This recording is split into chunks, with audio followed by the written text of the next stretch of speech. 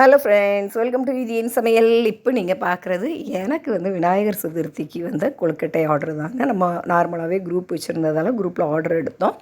அப்போ நம்மளுக்கு ஆர்டர் வந்தது ஒரு 200 பீஸ் கிட்ட ஆர்டர் வந்தது. இதில் 100 பீஸ் தனியாகவே துடியலூர்லேருந்து ஒரு மேடம் கொடுத்துருந்தாங்க.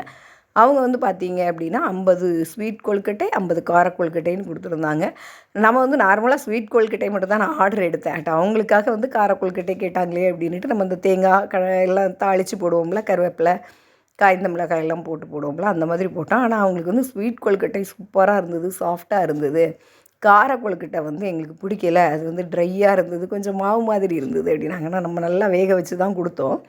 அவங்களுக்கு அந்த டேஸ்ட் பிடிக்கல. அவங்க என்ன எதிர்பார்த்துருக்காங்கன்னா, அந்த ஸ்வீட் கொழுக்கட்டையில் வெண்ணி ஊற்றி நம்ம தண்ணியை மிக்ஸ் பண்ணுவோம்ல மாவில், அதே மாதிரி அவங்க எதிர்பார்த்துருப்பாங்க போல். எனக்கு தெரியல, அவங்க ஃபஸ்ட்டு சொல்லவும் இல்லை.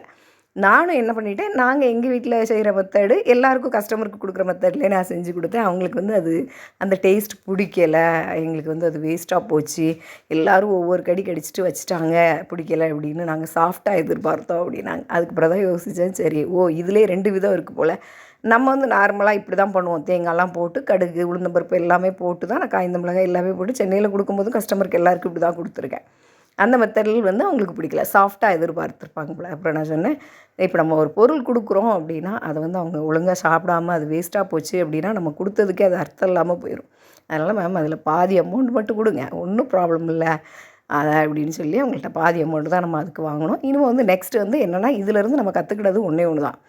யாராவது கொழுக்கட்டை கேட்டாங்கன்னா சாஃப்டாக வேணுமா, கொஞ்சம் ட்ரையாக வேணுமா அப்படின்னு கேட்டுட்டு அதுக்கு ஏற்ற மாதிரி அவங்களுக்கு நம்ம ரெடி பண்ணி கொடுக்கணும்.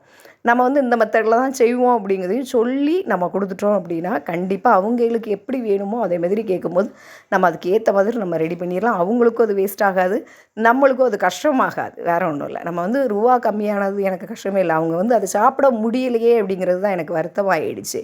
ஆனால் அந்த மேம் ரொம்ப கனிவாக, ரொம்ப கைண்டாக, நான் அடிக்கடி ஆர்டர் கொடுப்பேன் மேம், எனக்கு உங்களை பற்றி தெரியும், ரொம்ப நல்லா பேசுகிறாங்க, எனக்கு ரொம்ப சந்தோஷமாக இருந்தது. ஏன்னா நம்மளை அந்த அளவுக்கு நம்ம யூடியூப் வீடியோலாம் பார்ப்பாங்களாம்.